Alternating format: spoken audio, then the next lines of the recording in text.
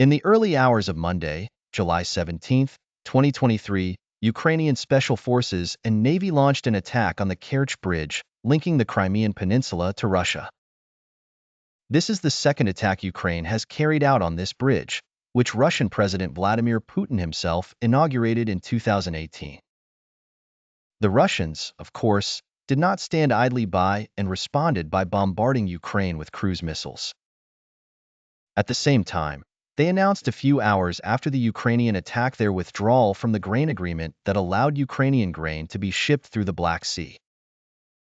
This news was extremely bad not only for Ukraine but for the whole world, as many countries, including some Arab countries, greatly benefited from the agreement, which helped reduce food prices that had reached record levels last year.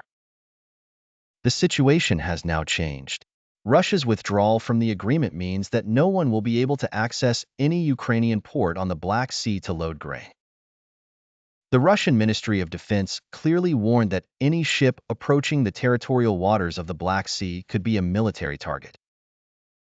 The Ukrainian president, for his part, stated that they are ready to ship grain without security guarantees from Russia, but this involves significant risk, as the United States recently warned that Russia may have planted new sea mines in the Black Sea. These developments quickly affected global food prices, and if the crisis continues, prices will increase further, as Ukraine is not a minor producer but one of the largest producers of grains and oils in the world. The Russians said they do not mind returning to the agreement, but on conditions. So, what are the Russian conditions? Why has the crisis complicated in this way, and how can it be resolved? If it is not resolved, what are the alternatives? And which countries are most affected by the collapse of the agreement? This is what we will discuss in today's episode.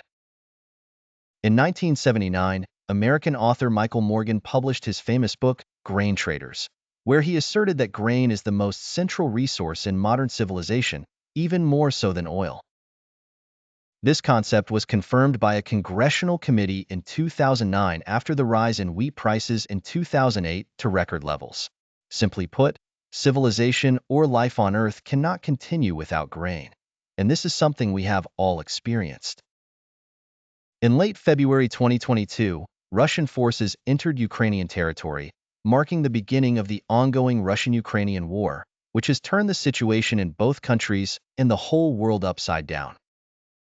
Russia and Ukraine are attacking each other from land, sea, and air, and a direct and immediate result of this war was the exit of both countries largely from the global grain market. This was a catastrophe for the world because the two countries were among the largest producers of grain and oilseeds in the world.